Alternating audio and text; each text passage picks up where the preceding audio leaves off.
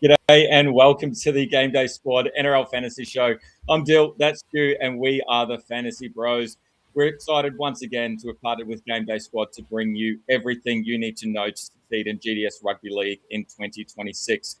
It's Wednesday, you know what that means. It's great to see people already in the chat getting themselves acquainted with our Wednesday show. It is Wednesday, as I said, Teamless Tuesday has dropped, and we have plenty of points to discuss. A lot of injuries. That injury crisis continues, as well as a big buy for the Rabbitohs, which means we're going to miss a couple of those key players that we have been relying on previously. But we're going to go through and find you some decent options to ensure that you can field your full squad across all up to 6 competitions in GameDay Squad. But firstly, mate, I'm on absolute cloud 9 right now. The Warriors going 3 from 3 and finding themselves top of the table, doing even better than the Panthers and the Storm. And that's the first time we've been top of the table since 2019, I believe. So, look, wow. Right now I'm using every bit of willpower to hold myself back from booking that premiership tattoo that we joked about pre-season. But yeah, no, look, we're going well. We've got the Tigers this week, and the Tigers obviously have their own injury woes as well. So hopefully we get a good matchup there. Look, welcome, Stu. Welcome, everyone in the chat as well. It's great to see people here. Before we get into those positional previews, as we do, let's go around the grounds, mate. How were you in round 3? What did you get up to, and how'd you fare? Yeah, g'day, Dyl. G'day, viewers, and g'day, listeners. The wires are flying, aren't they? And you did mention that there's a lot of players out through injury, suspension on the bye as well. But the wires also get back Mitchy Barnett last week, obviously, and they got a pretty talented half named number 6 jersey alongside the current best player in GameDay Squad in Lukey Metcalf. So looks like things are going up and up for the wires.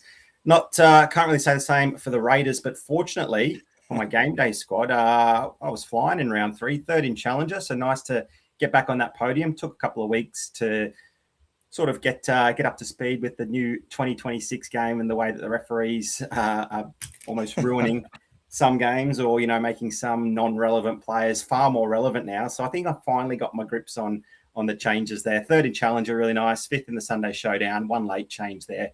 Cost me pretty dearly. I won't go into too much detail about that because it still hurts. But 7th in the under-24 competition as well. So on the up across all competitions. And gee, I wish I played Jackson Ford in a few more teams. We had him listed as our number 1 pod on the show last week in the middle forward position. We thought he'd be a nice point of difference in a couple of comps. Chickened out, took his diamond out of my champion team for Jackie Williams on the Sunday. If I had kept him in that team as well, that would have been the top 10 for sure. But I think he was a big reason for my 3rd place in Challenger there. And your man, you must be loving how the form of not just him, but the rest of the wires as well. A big 80 points there for Jackson Ford. And I think he'll be a pretty popular play in a lot of teams this week if coaches didn't play him last week. You can see your results there on screen, mate. You want to let everyone know how you went? Yeah, I was really happy at the end of the week. Obviously, as you said, Jackson Ford, a big effort there, 80 minutes.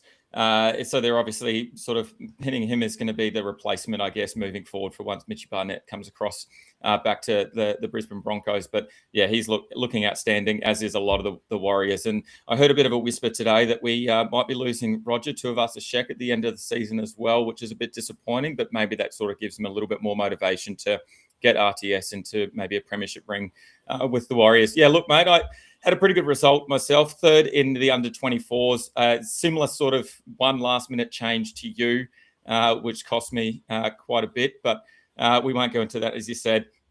But that man on screen, Fainu, he's been in some unreal form as well for the Tigers. And he was probably the reason that I ended up finishing in that 3rd. So I was pretty happy with that. And then 6th in champion, I also had the Jackie Williams and a couple of other players that got me into that 6th there for champion. Still sitting around that top 10. I think I'm 11th in champion, 10th in challenger at the moment. So I know it's early in the season, but that price card is always just a little bit ahead of us. So we've got to make sure we get there. But we won't talk about prize cards too much at the moment. What we will talk about, though, is the Classic Cup.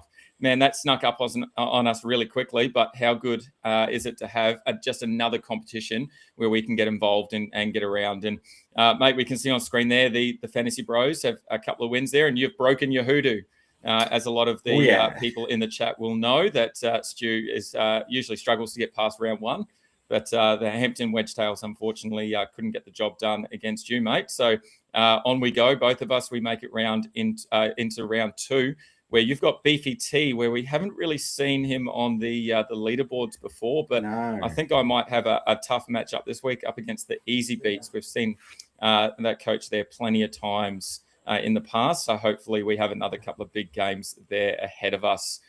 So for everyone that is new, the GDS Classic Cup is an awesome initiative that the boys put together. It is a single elimination tournament. I think it started at 512 coaches, I believe. And each week, obviously, we whittle it down to just a head-to-head by the end of the full fixtures. Each week as well, the prizes increase, and I think there's going to be a few decent prizes in there. The winner of the Classic Cup does, of course, get a prize card at the end of season. And fortunately for me, I did win the Classic Cup last year and was able to secure myself a Leka Halasima prize card as a result of that, who at the moment has been pretty handy for me. So that's sort of where we're heading, but we've got plenty of opportunities to get there and get some prizes before we do. So look, as you can see, plenty of opportunities to get involved, plenty of ways to win. And you can see that the Fantasy Bros are having some success themselves. So why not come down, join us each and every Wednesday as we go through our favorite picks, as well as some fades and then some point of differences as well that you could jump on. Plus, we're going to be live every Sunday for the special Sunday Showdown competition, the Fantasy Bros Sunday Showdown. So make sure you subscribe if you haven't already to Fantasy Bros. Mel was also saying earlier that YouTube did a little bit of an update and did a sneaky and removed everyone's notifications. So if you do want to be notified of all updates from the Fantasy Bros, make sure you hit that bell and get those notifications coming through to know that we are going live. Don't forget as well, if you do enjoy the other football code, our Fantasy Bros has and Pity also have that show at 7:30 on Wednesdays. Look, Stu, our Wednesday night shows, we're going to go through some of the best plays. As I said, we're going to talk about those start sets of the week. Plus, we'll talk about our starter side, our all bronze consensus starter squad, even though we'll show that the gold format there. We're going to talk about some pods as well as some salary pods. What we want is for people to get into the chat. If you've got a question about your start set for the week, whether it's the full slate or whether it is the under 24 comp, the Stats Lab Prime Time, or even the Sunday Showdown, get it into the chat so we can have a chat about it. I know we try and get through everyone's comments and get to everyone's questions around players, but make sure you get them in so that we can have a bit of a chat about it, because that's what we love doing. We love talking footy and we love talking who we are going. So make sure you are subscribing to all of our socials. It's definitely not too late to get involved as well, mate. Do you want to tell the viewers how they can get into GameDay Squad if they are brand new to the show? Yeah, absolutely, mate. I've seen a lot of discourse on, Facebook, Twitter, and the likes of people playing. There's a couple of platforms we don't really like mentioning, but Fantasy and Supercoach players are a little bit disappointed with how their team is traveling so far, with so many players out injured or suspended, and thinking about throwing the towel in. So there's no better time to sign up for GameDay Squad than now, really, because there's something that GameDay Squad has that those other platforms don't, and that's the clear team and the restart again button. So you can get rid of that error-riddled team from the previous week and start completely fresh, and you can sort out all of the cards you have by average and pick your team to your heart desires. So it's a fantastic way to overcome those fantasy blues. If you're stuck with one of those teams that's not performing well, you got to put up with it for the next 24 weeks. But if you jump over GameDay Squad, not only can you win your share of $5,000 worth of prizes every single week, but you can play a brand new team every single week as well. And look, if you use the code FBRL26 when you sign up, that'll give you 3 9-player common packs. You can rip them open and you can get your classic and your contender squads rolling. You'll also get a whole heap of bronze packs as well to get your starter squad rolling. So you can enter 3 teams straight away. And if you join the GameDay Squad Discord, there's plenty of people in there that are willing to help out, throw up a couple of cards for you that will help solidify some of your teams as well if you're just a new player starting out. So plenty of people in the chat already. If you've got a couple of mates that are struggling in fantasy, just send them the link to this video or send them the Fantasy Bros code FBRL26 and nudge them along to sign up to GameDay Squad. They'll have plenty of fun, and you can even give them your referral code as well. You'll get a little bonus for them signing up. So why wait when you can share in a mozza of cash and pack prizes every single week? Yep, definitely do that. Look, we've got plenty of people in the chat today. Mel's Misfits, big shout out to her. She was the first one here, nice and early. She is the CEO of GameDay Squad, the community engagement officer, and some great things happening with Mel's at the moment. Some great competitions going on. So make sure you check her out over on X and be following GameDay Squad as well. You can get into some competitions and win some prizes there. Big shout out to Tracy Wall as well. Love seeing her each and every week on the show. And I do know, little heads up, that Tracy is in the BroDown ShowDown because she did pick me. So she's in with a chance this evening for some prizes. And then Ganner's AFL, we love seeing him here. Let's go. It's a massive round 4. So before we jump into the analysis, the last thing I just want to give a shout out to our good friend JT and all the work that the Stats Lab are doing at the moment. Head over to the statslab.app. And check out all of the awesome content that they have there. Plenty of stats, plenty of analysis tools to help you get your GameDay Squad team sorted. I'll let everyone know that a lot of our stats that we're using are from the Stats Lab as well. So big shout out to them. Alrighty, mate, let's jump into our analysis. Remembering we're starting with the hooker there. We've got one hooker on the field, and then we can have another one on the bench if we want to as well. So, mate, in terms of hookers, where are you looking out of those 3 that we've got in front of us? The strongly considering Grant, Brayley and Robson. Yeah, well, I gave everyone a clear warning during the hooker segment this time last week that I'd be running out Harry Grant for the first time this year. Of course, he followed up his 68 and 72 in the first 2 weeks with a dismal 39. I don't think he broke a tackle and he missed 6 tackles. So there's an 18-point swing just from tackles and tackle breaks alone. That's the obvious downside with Grant that we speak about most weeks. Yeah. But look, they've got a pretty soft matchup there against the Cowboys. I think he'll tear ribbons off them. So I'm going to roll him out in most of my teams. I do have to just diversify a little bit. I don't think I can roll him out in every team just in case he misses too many tackles once again. So Blake Brayley will definitely get a shout in a team. But I think those 2 are earlier. And if you're not rolling out one of those 2, you're probably going for one of the pods on screen or maybe a Reece Robson who had 1 game back and looked okay and probably will evolve into that role a little bit more as the season continues. Where are you heading? Yeah, I'm probably the same. A little bit boring, but I'm probably the same. Harry Grant, You obviously cursed him last week, but we've moved on from that. Robson's an interesting one. He sort of got that missed tackle bug as well, like a lot of hookers. He missed 5 tackles, meant 15 points, went begging. He ended up with 41 GDS points in 72 minutes. So, look, it could have easily been over 50, and we would have probably been looking at him going, yeah, he's definitely someone that we're going to start targeting more and more. I just probably want to see that he doesn't fall off those tackles as much. He did rack up 43 tackles and then ran 53 running meters as well. So almost 50 in base, pretty happy with that. Up against the Sea Eagles, who haven't been too bad against hookers. They're allowing about 35 GDS points. So yeah, if you are sitting there and you don't have a Grant or a Brayley, or you want to diversify because you don't want to put all your eggs in one basket, then Robson's definitely a shout. The other one that I'm saying with a little bit of trepidation, I've said his name a couple of times in the past, and that's Sammy Verrills. I'm really interested to see how he goes again. Against the Dragons, they've been allowing up to 50 points to all hookers. That's both starting and coming off the bench. So there's definitely a vulnerability there through the middle for particularly those running hookers up against the Dragons. The other thing that the Dragons are allowing is 3 tries to the position in 3 games. So they obviously have a little bit of a vulnerability in that middle of the park when the half picks up and has a dig at the line. That's obviously where they've been getting their tries potentially. So there's an opportunity there. Verrills, he can do that. He's got an average of 62. He's got an average of 62 minutes and about a 40-point average on the park. So there's plenty of opportunity for him. It's a big pod. There is risk, but I guess the decent floor is he's 35 tackles per game and an upside of a try assist like his past 2 games, and then even a potential for a try. I think if you want to go really left field, then Sam Verrills might be one that you want to sort of have up your sleeve. Yeah, it doesn't really strike me as a fantasy relevant guy and someone that really jumps out at you. But sometimes when you just need a guy to get a job done, when you're relying on a few cards, if you don't have every player, he might be that guy. But definitely for like a Sunday showdown, he's the sort of guy that can plug a role and get a job done, even if it's a second or a third hooker on the bench as well, because we do have we are afforded the extra space for hookers there on the bench if we want.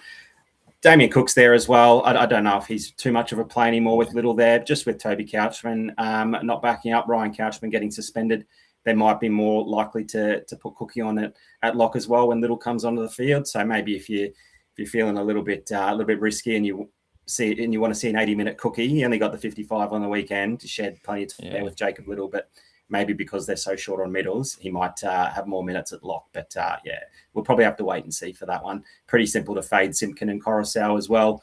Not only are their opponents really stingy to hookers, but they're just not the chief creators in their team at the moment. We want to see something different from both of them before they become a consideration, I think. Yeah, it's a tough one for me seeing Simpkin there in the fade, but you're right. The Roosters allowing 19.6 to all hookers so far. It's the lowest in the competition. Look, we've got the 3 games now, which I always talk about. At least having 3 points of data is a little bit better. It's still a small sample size, but it's a little bit better than anything previously. And so I'm going to fade both of those. And like I said, strongly consider that those 3 are going to feature across the majority of my teams. Alrighty, let's jump into the middles. And the big one that's missing from this side is obviously Payne Haas with that shoulder concern. It potentially could be a couple of weeks. At the moment, it's just a little bit of rehab. I think we've seen him in the rehab jersey at training. And we just have to probably keep an eye out for any updates over his health over the next week or so to see whether he's back next week. But as you said, that's the perfect opportunity, I guess, playing this competition compared to other fantasy platforms is you've got to make some decision about, do you hold Payne Haas? Do you get rid of him? Here, we don't even need to bother. We can pick 3 brand new blokes. And I think those 3 on screen are probably going to be 3 of the most played guys through the middle in Jackson Ford, Tyrrell May and Uday Kamanu. Is that where you'll just set and forget those 3, or are you sort of looking maybe at a potential of Paddy Carrigan coming in and getting some more minutes and some more fantasy points as a result of Haas being out? Yeah, move aside Payne Haas. We've got the new darlings of the middle forward position in Jackson Ford and Stefano Utoya Kamanu. They're averaging 67 and 60 respectively. Can't believe it, but we're seeing another 80-minute performance from Ford, even with Barnett making a return. He did only play 35 minutes off the bench, I think, and you'd expect that to increase a little bit as the season goes on. And if people are going to lose minutes, it's probably going to be the guy that's getting the 80, just even to rest him, although he's absolutely flying in terms of Dally M contention. So maybe he just keeps rolling out for 80 minutes and getting as many Dally M points and has an unassailable lead by the time the Origin buys start to occur. Wouldn't that be funny to see? But while he's still getting the 80 minutes, there's no reason to go off him. While I don't expect that to continue, and maybe even this week is when we see a reduction. He did only average the 54 through all games last season. So he's had the one stint on the bench. I think his average is 74. He's not averaging the full 80 minutes this season through 3 games, but it's 20 minutes better than it was last season. So I think we just have to ride this wave while he's getting the minutes. And he's found the try line a couple of times, and he's put a couple of blokes through a gap. He even made a nice line break on the 50-meter line as well. So he's just racking up points at will. And he even moved to the edge, I think, a little bit. He spent 5 or 10 minutes on the left edge after a couple of players went down, and they just sort of needed someone to spend some minutes there. To fix it as well, which means stay on the field, longer than other blokes when a few injuries occur. So, yeah, that's a lot of chat for someone who's absolutely killing it in fantasy, but he's just a bloke that we haven't really spent too much time looking at in the past. I think most coaches will strongly consider playing Jackson Ford. And look, we got Stefano right all through the preseason. We said his back end from 2025 was outstanding. He had multiple games with 6 or 8 plus tackle breaks. And although he didn't have too many on the weekend, he's still putting up big numbers, and he's got that 60-point average, and he's playing about the 60 to 62 minutes as well, which is exactly what you want to see from a forward that has the ability to break tackles, offload, and even score. So, yeah, pretty simple one for me. I'm pairing those 2 up with Tyrrell May and then probably looking elsewhere for the bench. Yeah, I'm thinking the same. There's a couple of really good options though outside of that. There's one player that's not on screen that you touched on at the start, and Jackie Williams. And I think I might have to go back to the well with Jack Williams. I'm loving what I'm seeing in terms of consistency more so than anything. There's a little bit of creativity there. We talked about that on the Sunday Showdown while we were commentating that first half, that he tried to put a little short ball through and it was almost a line break. And that would have been a really nice addition to his score. But I like what I'm seeing in terms of averaging 65 minutes, mostly through the middle. We obviously saw that one game where he played on the edge for a bit. Across those 3 games, he's averaging 44 tackles, 100 running meters, and 2 tackle breaks per game. Unfortunately, his score went down a little bit because he did fall off 5 tackles against the Dragons on Sunday. Otherwise, that score would have been above 60 GDS points. Hopgood now out for the season with that ACL, with the horrible injury that occurred. Jack de Bellin's back, but he was out of favour. He was left out of the side last week. I don't see any reason why Jack Williams won't continue that 55 to 65 minutes on the park, and maybe even a little bit more if they want to continue running that small bench that they are and continue with his consistency. I don't see why not. Maybe he could push 70 depending on what his motor's like, but his output's been, sort of sitting around that 1 point per minute, which is perfect. If we continue to see that 55 to 65 GDS points, you just lock that in your side each and every week. So yeah, I'm probably going to go with Jackie Williams again until I see something different from either the bench or that makeup of the side. The other player that's really interesting is Isaiah Yeo. We haven't. He was someone that was in our side each and every week last season. We haven't really touched on him, and we sort of lost a bit of favour with him. He's starting to come back to what we expect. He's had that 72 minutes in round 2 and then 69 in round 3. He scored those 63 points against the Roosters last week, who in themselves had been pretty solid against Middles before then. The Panthers are now up against Jack Williams' team and the Eels, who have allowed 41 GDS points through the middle so far. Carrigan himself scored 55 in 66 minutes last week. In round 2. So is Yeo someone that you're going to go back to at some point, or is it that he's just sort of forgotten now because of that first couple of games where he didn't do as much as what we've seen in the past? Yeah, I'll definitely go back to him at some point, but I'm just interested to see again how much the Jack Cogger effect takes place. Obviously out last week through HIA, back in the number 14 jersey, and we saw in the first 2 matches that was the man that was coming onto the field to spell Isaiah Yeo, and a bit of a different body, someone that's a little bit, a half in his own right, and can play that sort of roaming middle role, and not necessarily just be relied on his defence, but an extra ball player there in the middle of the field to provide a bit of a link between the 2 halves. So with him back this round, do we go back to what we saw in round 1 or 2, which is what turned us off Isaiah Yeo, just because the minutes weren't quite there? Yeah, he had a nice score last week, but there was no Jack Cogger there. I don't think the Panthers can leave a man like Isaiah Yeo off the field for 15 to 20 minutes every single round. But look, when they're getting the job done, they don't need these blokes on the field. And they're putting some good teams through the cleaners at the moment. What are they going to do to the Parramatta Eels? Whenever the Panthers are up, we're going to see the big name players get a rest. And with such a big season, they had the off season last year with the Ashes. These blokes play Origin. It's a long, long season. Ivan knows that he wants to be there in, when the push comes to shove for grand final day.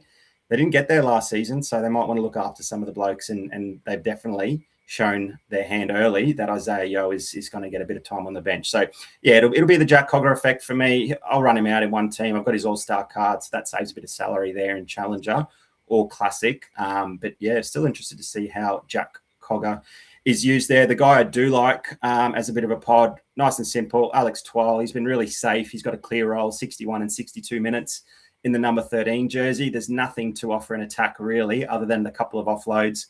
He's thrown 4 in 2 games. He's just missed the 1 tackle. He topped the tackle count against the Bunnies. He's just getting through a mountain of work. And when we can rely on a middle forward just tackling all day long for 62 minutes, yes, please sign me up, Alex Twal. Yeah, definitely. I like that. And look, on our phase list, Tino continues to be that man that we're going to play on. He got his highest score of the round.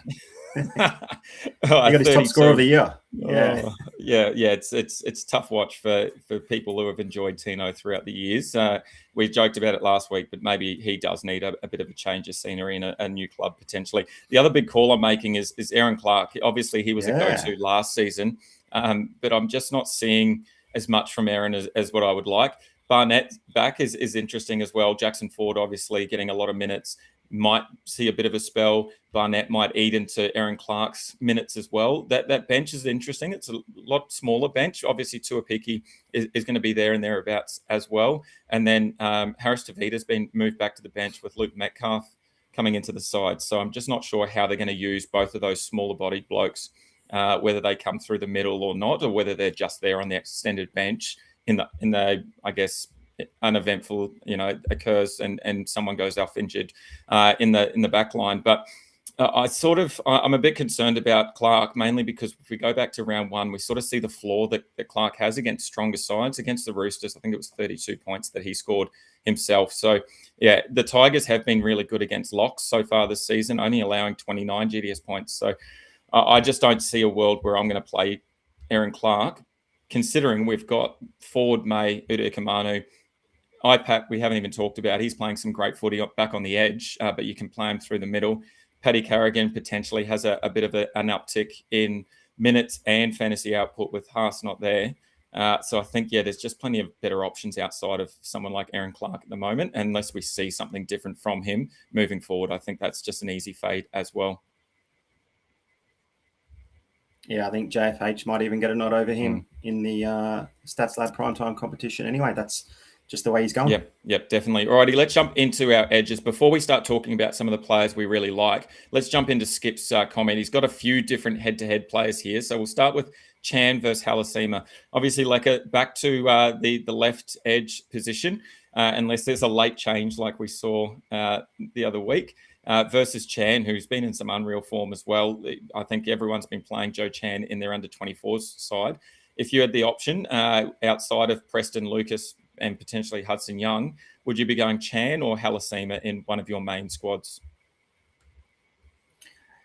Pretty easy. If Lecker is moved anywhere other than the edge, it'll be Joe Chan. But if Lecker does line up there on the edge and he's looking like he'll get 80 minutes, I think the decision becomes a lot harder. What I'm hating at the moment is just how good Joe Chan has been and how little I've played him other than just the under-24 competition. Last year, he was such a plotter, about 0.6 ppm, and getting that start on the right edge outside Jerome Hughes in Eli Katoa's spot. He dead set looks like Eli Katoa in a different jersey. He's had the scores of 68, 42, and 82, 2 tries already, 5 line breaks, a try assist. He's doing it all. But for me, it's when he doesn't score the tries. And look, to be honest, the run of tries probably continues this weekend against the Cowboys. I don't want it to because, look, I don't have many spaces for Joe Chan in any of my teams this week. But just the 42 points against the Dragons in round 2. Only the 1 tackle break, no real attacking stats there. Also missed the 4 tackles. So he does have a flaw. And that flaw will always be there if he's not scoring points. And look, the Warriors have a juicy matchup across the field. The Tigers are a bit depleted and they're leaking points at will. And we saw what Lecker did in round 2 there against the Raiders. 2 tries, 74 points, a line break, 6 tackle breaks, just missed the 2 tackles. So even that defensive effort, a little bit better than Joe Chan across the season as well. So look, I think to summarize all of that, Joe Chan, probably the better position, the better real estate there on the outside, Jerome Hughes, and up against the Cowboys, who are pretty poor. But Lecker, probably the more reliable fantasy player, provided he is on that left edge and he is getting the 80 minutes. The Cowboys are probably, the Warriors are probably going to put another 40-point scoreline on this weekend, and there's every chance that that Lecker can find the line or at least bump off plenty of tackles and get a nice score. So tough one there, Skip. I'm leaning Lecker at the moment. Can't deny how good form Joe Chan's been in. Is he going to come back to earth soon? Gee, I hope so. Yeah, it's almost just easier to hedge your bets and put all salary on Jerome Hughes, because we know if Chan's going to play well, Jerome Hughes is going to have to feed him. So if that does happen, then we've got the Jerome Hughes. And a big shout out to Big Horse, who pulled the Jerome Hughes legend today as well. So he's got the double, I believe. He's got Cam Munster and Jerome Hughes legend. So that's going to be a tough watch when they're playing on that prime time and you can have unlimited salary. Skip, we'll make sure we get back to the fullback conversation there as well, the Turbo, Edwards or Walsh. I know what one of my answers is going to be in one of my teams, but we'll get there a little bit later. Big shout out to Sif Kanga as well. It's great to see that he is here. Obviously, he has fixed his keyboard, but he still likes to go in all caps. Howdy, howdy, let's get rowdy. He's going yo for one more week as well. Look, let's talk about edge forwards. Preston, Lucas, up against each other this round. Is there any reason to not play one of them? Or we're just going to make it really easy and play both of them? Yep. Plenty of upside, get through plenty of work. They're averaging 65 and 60 respectively. Lucas gets Fletcher Sharp back, or fingers crossed anyway that he doesn't have a setback. So you'd expect a bit more footy going down that left edge. It almost looked invisible on the weekend, but still returned with the 60, did Dylan Lucas. So with Fletcher Sharp there, surely we're going to see a bit of uptick there, maybe at least in a few more carries and tackle breaks, but definitely some more attacking involvement if Fletcher Sharp is commanding more of the footy. So yeah, two pretty simple plays for me. Yeah, I like it as well. I think the big thing there, really, they're both matchup proof. If you say you don't see Lucas at all, sometimes you don't see Preston at all, and then they come out with the 60 or 65, and you're not really sure how that happened, but it did happen. And look, they are up against each other, but the Dogs have allowed an average of 55 GDS points to left edges where Lucas lines up. And then the Knights have allowed 50 GDS points to the right edge where Preston lines up. So I think it's a no-brainer that even though they're matchup proof, there's definitely a vulnerability there. Look, I am going to play the pod in Lecker in most of my teams. Obviously, having his prize card helps out a lot for that decision. So that's going to be my third edge majority of the time. But Siwa Wong's playing some unreal footy, and he seems to be the better edge. We've got Angus Crichton there in the fade, which was the same again last week. And then the other man that you really like, Hudson Young, he finally put on a decent score. Is that now because of the chemistry between Sanders and Hutto finally coming together, or is it something different that we didn't expect and Hudson Young maybe just commanding more of the ball down that left side?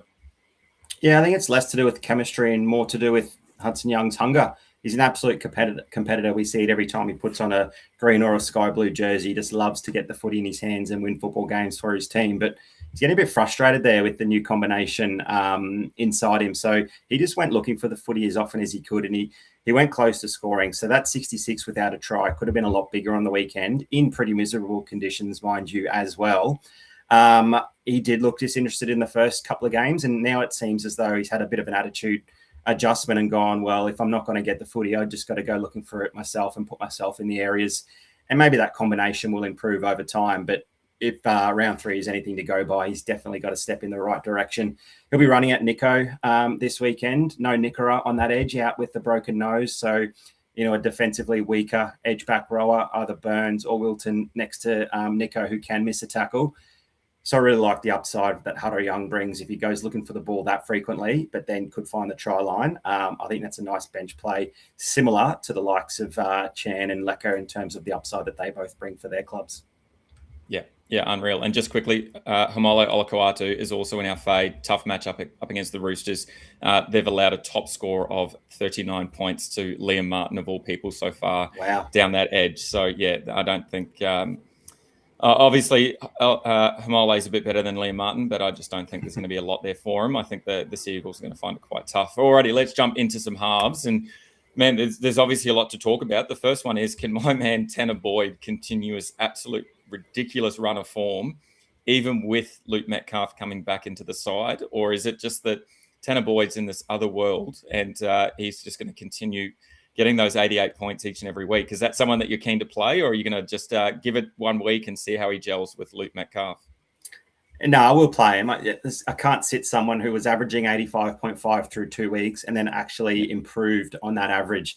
His average went up thanks to that 93 there against the Knights, and he's up to an 88-point average through 3 games, scoring away too well to consider leaving out. But I was going to ask you the question, given you're the Warriors man. What impact does Luke Metcalf have there for his return in the number 6 jersey? How much does it actually impact Boyd, if it will at all? Will it even make, Boyd be better in terms of maybe being able to reach those heights more frequently? Or do we think it'll take some time? Will his points drop pretty quickly? Will they drop over time? Where are you looking? Because I'm finding it pretty difficult. What's your take first? Yeah, I guess the hard thing for me is that Tanner Boyd is the good thing that he's brought to the side is his running game. And we've seen that quite a bit in the sort of just bouncing off that right foot and being able to break the line and get involved in that running game. Luke Metcalf, we know he's got a really good running game as well, and that was one of his strengths. So it's going to be quite difficult if we've got two halves trying to get the ball in their hands and trying to run at the line every time. So to be honest, I'm not quite sure what that's going to end up looking like, whether Luke Metcalf comes back and just takes a back seat for a few weeks, knowing that Tanner Boyd is really dominating in that role at the moment with the 7 on his back. So yeah, I'm just not sure what we're going to see from Luke Metcalf more so than Tanner Boyd. I think because Tanner Boyd is in this position where he's playing really well, he's running the ball really strong, he's having a lot of fun with his footy as well, which is great to see, considering he's had, quite a lot of issues in the past with trying to even just break into an NRL side, into a premiership team. I think that they will let him do all of the running. And I think Luke Metcalf might be just sort of a catch and pass type guy, at least for the first couple of weeks, coming off that the knee injury as well. I think it's obviously a big thing that we want to see a lot of explosive work. And that, as we've talked about in the past, we're not physios, we're not doctors, but I think changing direction is going to be the most difficult thing for Metcalf when he comes back. So yeah, I think Tanner Boyd at the moment, we're still going to see quite a lot from him, but I think over time we might see a little swap and we might see Luke Metcalf taking over a little bit more. But I think for now, why not? I think Tanner Boyd's in a great position. They've got a great matchup, as we've already said, against the Tigers. I think give it another couple of weeks maybe, and we'll continue to go with it. Is there any reason to get off someone like Cleary and Hines, though? Is Jaden Campbell a big play for you this week over Hines? I know for me, I'm still pretty keen in that Hines train at the moment. Up against your Raiders, they've allowed an average of 27 NRL points to be scored against them. So even if Hines isn't the dominating player in the halves there in that team, we know that his base of 40 on top of anything he does in attack is going to be some really good stuff there. So for me, it's going to be Cleary and Hines, and then that third half is going to be where I diversify between someone like Jaden Campbell and Tanner Boyd, I think. But yeah, for you, is it Jaden Campbell and then looking elsewhere? Yeah, I got Campbell over Hines at the moment, although you made a pretty good point there. Hines up against the Raiders. Easy way to hedge a few, heart and head type decisions there. If the Raiders don't play well, surely Hines gets plenty of GDS points and vice versa. So, yeah, I've actually got Jaden Campbell ahead of him just because we saw just how damaging Campbell can be. He can turn, defense into attack at the drop of a hat. And we saw that on the weekend with that intercept where he ran 60 or 70 meters to score a try. And he, looked like he didn't miss a beat after missing two rounds due to a soft tissue injury. He came back and was absolutely killing it. I think he'll rack up plenty of points each and every week. And he's obviously the key man there. If the Titans are to do any good at all this season, or if they're actually to win a game, it's going to be on the back of him. He just keeps trying for the full 80 minutes. And Nicho Hines can go missing a little bit, I think, or, even take a back seat when the Sharks are doing well. And, we can see Trindle have those big matches as well, where Trindle sort of dominates and Nicho sort of just sits back and lets it happen because he's pretty comfortable with the scoreline. But Titans are always going to be chasing, let's face it. Then they're not in the they're definitely in the bottom half of the competition in terms of ability. So they're always going to be chasing points, and they might not score too many, but Jaden Campbell's going to be super creative and just rack up those base points through run meters, through tackle breaks, and through kicking the ball downfield as well. So, yeah, I like him over Nicho Hines at the moment. We don't have Jerome Hughes on that list. He would definitely be a strongly consider, given that we're expecting plenty of points to be scored there against the Cowboys. But I think we've got plenty of options in the halves position where I think some coaches are going to have some massive decisions on their hands because, look, we love Hughes, but your man Cam Munster, you might think he's even in a better position than Hughes this week. Tell us about him. Yeah. Before I do, look, plenty of people in the chat as well that are going for Hughes. Sif Kanga, he's got Tanner Boyd, he's got Cleary, and then Hughes as his 3. Whereas Matty P, he's gone with the Cleary, Campbell, Hughes / Boyd combination. So I think there's plenty of love there for Hughes. Tracy Wall has just gone straight up Hughes. So I think she's just playing Hughes across all 3. But yeah, I really like Munster. Purely based on the matchup data from 3 rounds, the Cowboys allowing big scores to left halves so far. Sharps 47 in 26 minutes, Luai's 60-point effort, and then JC on his return as well. So I think there's plenty of opportunity, and maybe Munster is this big pod for this week where everyone's keen to get on the Hughes train and really play him based on his connection with Joe Chan that we just talked about. But maybe it's Munster that sort of flips the script this week and has a big game. It's always hard to predict a Munster big game because I don't think he knows it's coming. I don't think sometimes he knows what he's doing, even with the ball in his hand. He's so elusive at times as well. So if he can have a big game against the Cowboys, I think there's going to be plenty of points there. But as you said, there's still plenty of other options as well. Jaden Campbell's going to be heavily featured on the Sunday Showdown, as again the Titans are playing in that last matchup of the round. Lockie Galvin, I'm going to get some salary on him too in the under 24 comp, because they've got a decent matchup against the Knights, excuse me. And then your mate, the turncoat in Jamal Fogarty, I think he'll star in the Stats Lab prime time as well, because he's got a pretty good matchup against the Roosters. So I think there's plenty of halves that I don't think you're going to go too wrong. I think really at the end of the day, it might be sort of 5 or 10 points that you might miss out on. So I don't know if you can make a really bad decision this weekend with some of the players that we have on offer. You can with Mitchy Moses. The Penrith Panthers...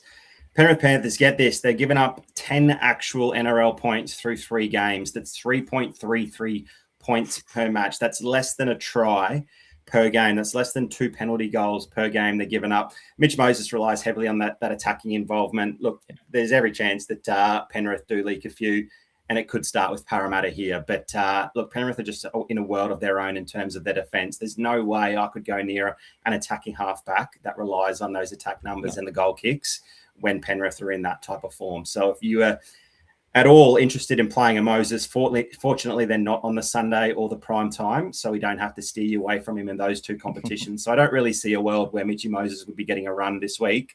But just in case you were thinking about it, just consider the 3.33 points per match that the Panthers are giving up, and maybe look for a different halfback. I want to see a team score 3 points. I don't know how that happens, but I want to see a team score 3 points. All right, here, let's jump across to the centres. And I think most weeks the centres are going to be pretty standard who we're talking about and who we're going to focus on. Obviously, Herbie Farnworth averaging 55 GDS points at the moment and hasn't really done a huge amount. We've obviously seen him involved in the games, but he hasn't had that blow-up game that we know he has. The other 2 players that we've got in our strongly consider is Val Holmes and Stephen Crichton. Do you want to talk me through why you're really keen on someone like Stephen Crichton this week, knowing that Val Holmes is an option, but he loves to give up plenty of demerits as well? Yeah, I probably got Val Holmes over Critter, but I've been big on Critter in all of the Dogs matches so far.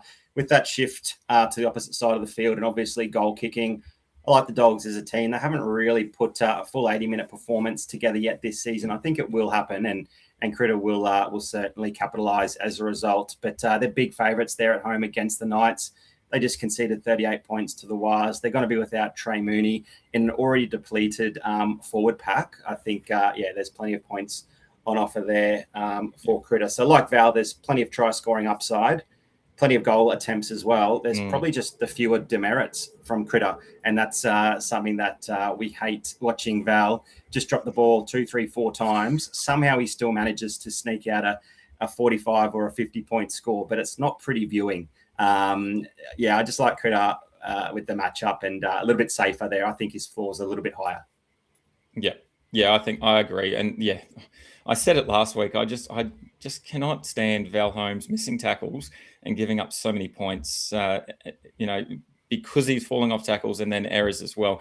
The man that I'm really interested in is Kale Ero. We're so big on him off season, and he hasn't really hit any form yet because of the way that the Sharks are playing. They're going right a lot, and Ramian obviously in that first game had a big score there. You can see on screen Kale Ero only 33 averaging GDS points, but he's got a pretty decent matchup now, and I think that's going to be the deciding factor for me going Kale Ero over Holmes.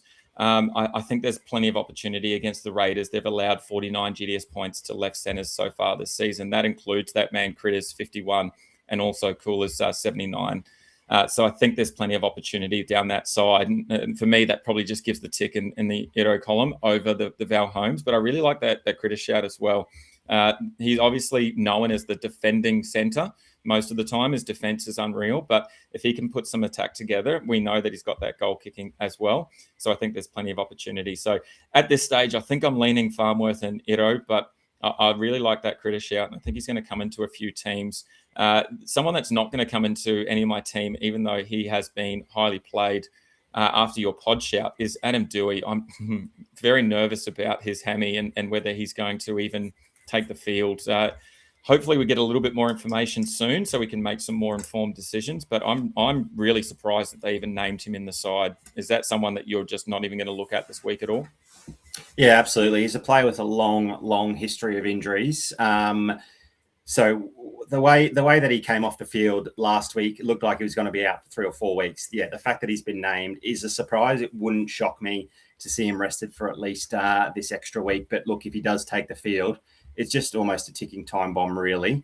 If it does go, they've obviously got Latu Fainu on the bench as cover, and that's enough to scare me off anyway. So if he's going in underdone, there's every chance that he'll be coming off at some point, and you could be left there with a really poor score in your centres. Obviously, plenty of upside when fit and with a good matchup. I don't think there's any reason to take the risk this week, considering the pain that we saw him in last week. I think there's plenty of other options there to the left of him on screen, and there's probably a few other blokes there that I'd have over him. So, not even a consideration for me. Yep, nice. Look, just quickly, a couple of comments. Tracy Wall is getting ahead of the game, I think, and is going Rob Toyer along with Herbie and Critter, and I really like that. I've got him penciled in for my under 24s and prime time for sure. So he's definitely someone that I really like. Fantasy Stats is asking Averillo and Purdue. We had a conversation about Averillo this afternoon, and we're jumping off him, but Purdue's an interesting one. Obviously had a big game last week and was pretty dominant. He now goes up against the Storm. Tough matchup, but the Storm are allowing 45 GDS points to left centers. So I think there's an opportunity there. I'm probably just going to play him in my under 24 side. Do you have any love for either Averillo or Purdue? No, Averillo, obviously, I think the second or the third top averaging centre. So when you filter by averages, you see his name quite frequently, but the Bronx are giving up just 27 points to that right centre position. Not saying that he can't eclipse that 27 or get close to his average of 50 odd. I just think there are better options with better matchups, and a couple of those blokes are kicking goals anyway. So no, look, Averillo with a better matchup, absolutely a good shout. But yeah, Rob Toyer, definitely an opportunity there in the under 24 competition. But I don't think Purdue against the Storm. It's just the psychological Storm are too good at defense. You're probably going to be waiting and hoping that he finds one attacking stat close to the end of the game to score a decent point. I don't think we need to look for someone like Purdue after a big week and then up against a tough opponent. Yep. Alrighty, let's jump into wingers. And I think we're going to see this bloke on screen each and every week until something happens, and that's Suafai-Longo. There's just no reason to jump off him. We love the out of position player, playing at fullback in real life, available on the wing. For fantasy, and you can see there he's averaging 72 GDS points. I think it's just a lock and load. The Cowboys, obviously, easier matchup. KP scored 96 points against them in round one. Kenny also scored 47 points against them last week, even though the Titans went down by 14 points. So I think it's just an easy decision to play Suafai-Longo. But who are you going to pair with him in the wing spot? On screen, we've got Tommy Jenkins and Jacob Carraz, who we've really enjoyed, but Jenkins there, 71 GDS points averaging at the moment. Yeah, it was Sif Kanga that said he's going to give Carraz one more week. He's on our strongly consider just because of what he has shown in the past. I do hear that he's nursing a bit of a back complaint, and he was in the trainer's arms a few times last week. So that's not great to hear with someone that's already had back concerns and back issues in the preseason before. So the more I look at Carraz, the more I'm thinking of going elsewhere and just seeing how he goes. I think when he's fit, he's definitely capable of a massive score. But some really interesting numbers here on Tom Milky Jenkins here. 8 tries in 3 games. It means he's on track for 64 tries this season. Obviously, very unlikely to hit that. But 3 games in, if we extrapolate that data, 8 tries in 3 games, on track for 64, that's double. That's exactly double Ken Irvine's record-setting 32 tries in the 1970 season. Tom Jenkins averages 70, which is insane. But if you take away the tries, keep the line breaks, keep the tackle breaks, by all means. Take away the tries, that average dips to 44. So he's obviously a try-scoring winger.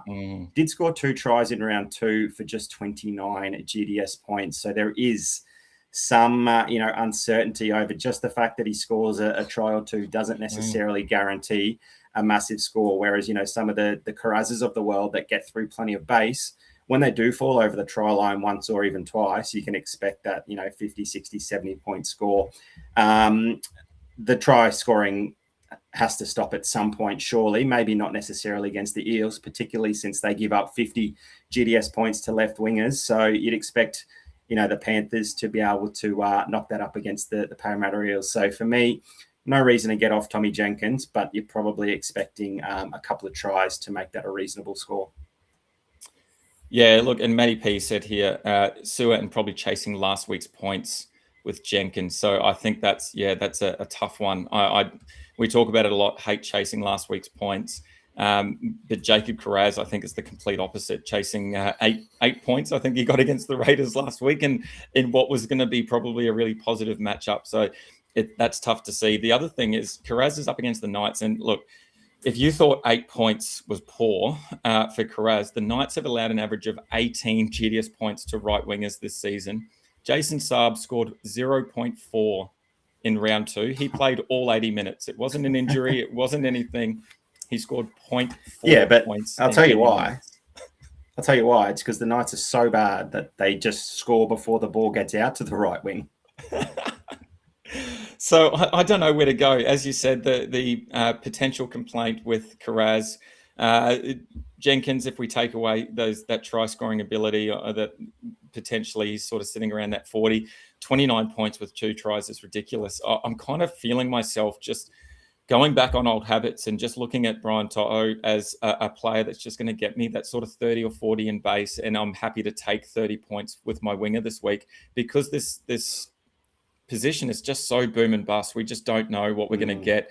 Who would have predicted Carraz is going to score 8 points when we know we talk about him most weeks having a high base and power output? So I think, Brian To'o for me but there's so many question marks around different reasons, I guess, for different players and why we should or shouldn't play them. So, I think I'm going to fade Jenkins, and it might be a horrible move, but I might be coming back next week and going, that was the best thing I did by playing To'o on the other side instead, because at some point the ball's going to have to go there.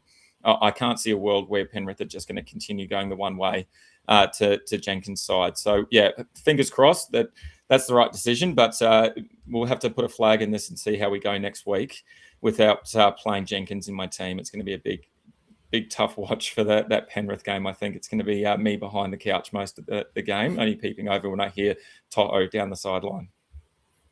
And he's such an athlete. That try he scored last week was just insane. Probably an early try of the year contention, the double kick and the chase as well to get there first and ground the footy. Exceptional player, exceptional talent. Definitely. Already, let's jump into our fullbacks and let's go back to the conversation earlier that Luke Skip put up. Now, it's a 3-player head-to-head, I'm assuming. So if he can only choose one, we've got Turbo, Edwards, and Walsh. You can see on screen that we're strongly considering 2 of those players. Is there any reason why you would sort of look at Turbo up against the Roosters tomorrow night? Or is that just an easy fade, continue with those 3 players that you've got on screen? Plenty of reason to look at Turbo. Obviously capable of any type of score, really, at 4 Pines Park at the start of the season when he's fresh. They're coming off the bye, I think Manly are, aren't they? Yeah, so that's probably even more of a reason where you'd want to play Turbo. The freshest he's going to be and the less niggle he's carrying is probably right now after that bye. So, definitely strong consideration. I just like the other blokes better. I just think Teddy in that head-to-head matchup, the Roosters are likely to run all over Manly. We don't rate the Manly pack whatsoever. And Teddy just absolutely scores points for fun. So Manly can find it really difficult to go forward. And when that's happening, that can really sort of put a dent in Tom Turbo's ceiling. So I can just see it being one of those games that becomes a bit of a grind for Manly. They're finding it really difficult to get out of their end and no real good ball for Turbo. So he's had a couple of really good performances at 4 Pines, but a really bad record against the Roosters. I think Manly as a whole have only won 2 or 3 out of the past 15 matches against them. I think they've lost the last 3 or 4 on the trot as well. So that as of late, the Roosters certainly have a little bit over Penrith, a little bit over Manly. So definitely Teddy over him at the moment. Just like Edwards and Walsh slightly more as well. Yeah. I really like Edwards up against the Eels. Obviously, they're giving away plenty. We had that 72 points performance from Reece Walsh as well. So I think for me, it's Edwards at the top. I would then say Walsh is a tough one because I really like both of those fullbacks going head to head as well, and Hammer and Walsh. And if the stats say anything, it's actually Walsh that might miss out on a big score there. The Finns only allowing an average of 40 GDS points, where the Broncos are allowing currently an average of 71 GDS points against fullbacks. So, in that list, I'd probably go Edwards, Turbo, Walsh if it was the only three there. But I do really like Teddy.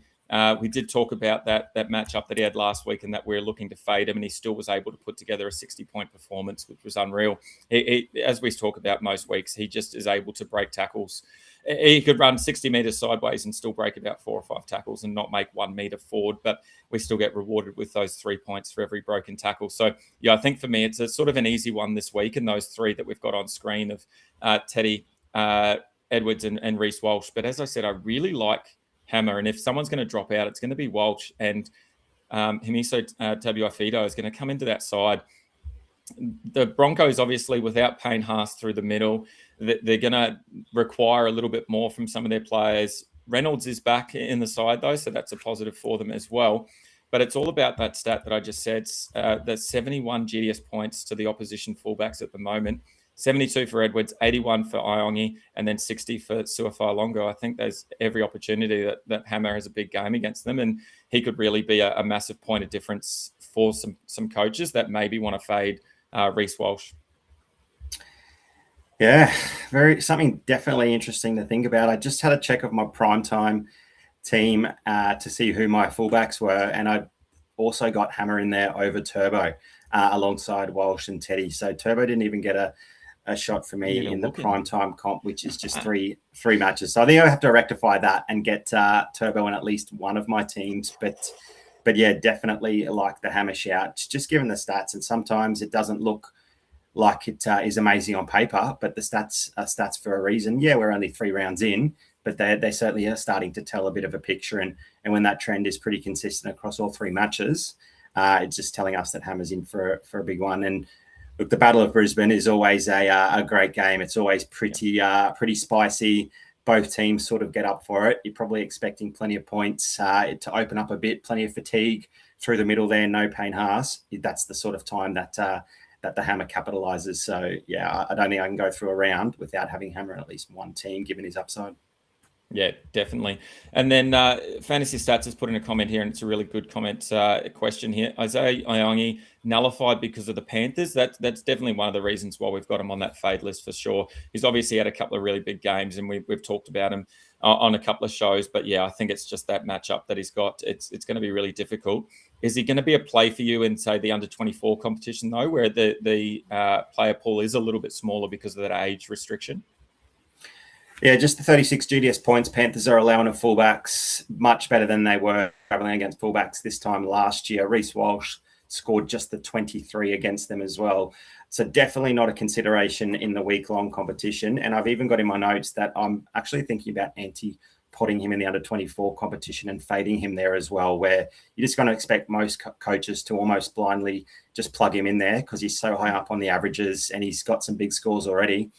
But the Panthers are a different beast. We mentioned that ad nauseum in the halves section there for Mitchy Moses. Iongi does get through plenty of base, but his scores are good when he finds the try line as well. That's very unlikely to happen there. If you're a chance for winning the under-24 competition, it's when you make a big decision like this. And for me, it might be leaving out the man whose diamond I played last week. The other player next to him, KO Weeks, it could be a week where I don't play either of them in the under-24s as well, because he's got a pretty tough matchup. It's not someone that we generally go to for the week-long competition, but he's definitely someone in that under-24s that have put in a decent performance so far, averaging 47 through 3 games. He's averaging better than Keanu Kinney, than CNK, than Drinkwater, than Buller, than Kennedy, and even Gutherson as well. So there's definitely something there, but the Sharks are really nullifying that fullback position, just 38 GDS points per game. That's including limiting 2 elite fullbacks that we've just talked about in Edwards and Hammer to less than 40 GDS points. So yeah, wow. I think it potentially could be a week where I don't play either Weeks or Iongi in my under-24 side, and I'm looking elsewhere for some better matchups. I don't know if I definitely won't play either of them, but definitely one of them is not going to get a run in my side, and I just have to maybe flip a coin because they both have some pretty horrible matchups. Yeah, good shout there on Weeks. I wasn't aware of that data. He is in my team, but he has a big question mark over his inclusion now. Thank you very much. That's where you get. That's why you tune into these shows. You get all the goss. And yeah, I think I'll play Tamale, but maybe not Weeks now.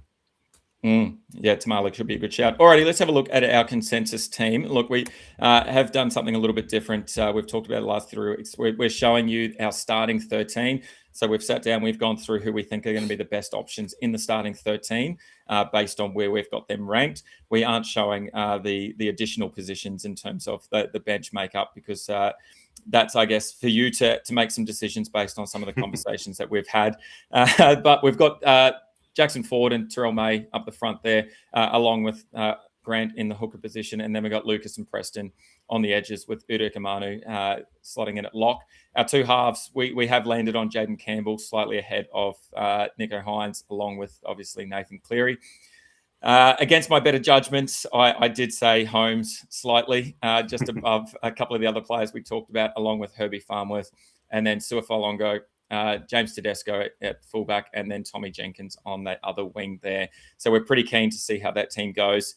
Obviously, that Tommy Jenkins has got a question mark over it, and I think that Val Holmes potentially might have a question mark over it as well. Alrighty, let's get into our favourite part of the show, and that is our BroDown ShowDown, where each week we go head-to-head to see who is the better bro.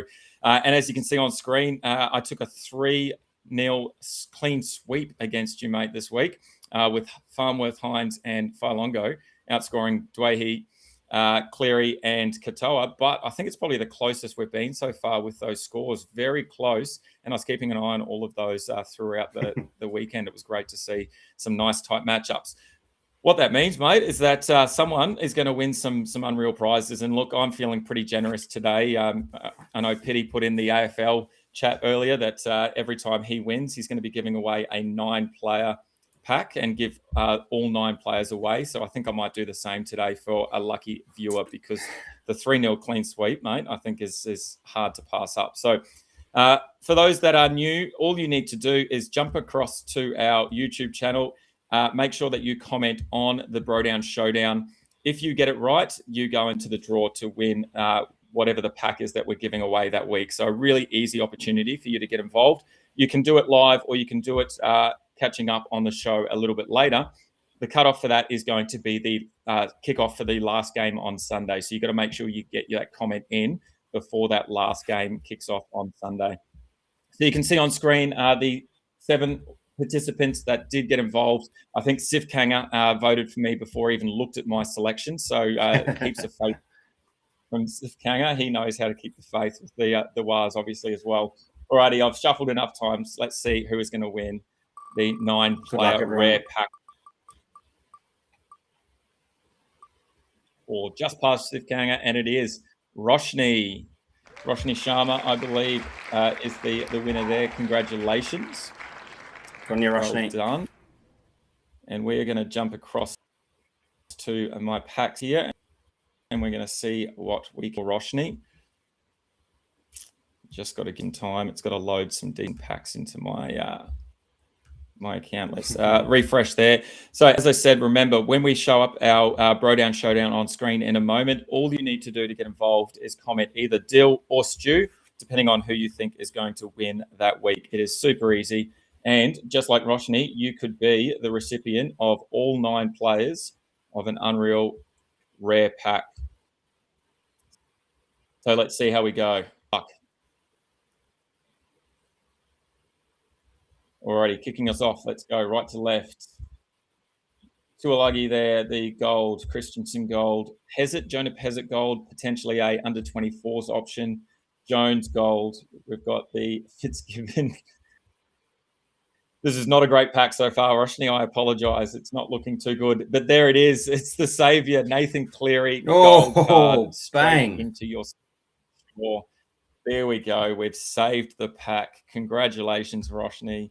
And a Jamal Fogarty as well to finish off. That is a very good pack. Started slow, but it really picked up there. Congratulations. let's jump to our picks for this week, our round 4 selections. I think it's going to be a really good one this week. We've got James Tedesco up against Dylan Edwards. We've got Brayley up against Harry Grant, and we've got Jacob Preston up against Lucas. So the two edges going up head-to-head in the same game. That'll be great to watch. So if you think Stu's going to get it over me this time with Tedesco, Brayley, and Preston, make sure you comment Stu in the chat or in the comments after the show is finished.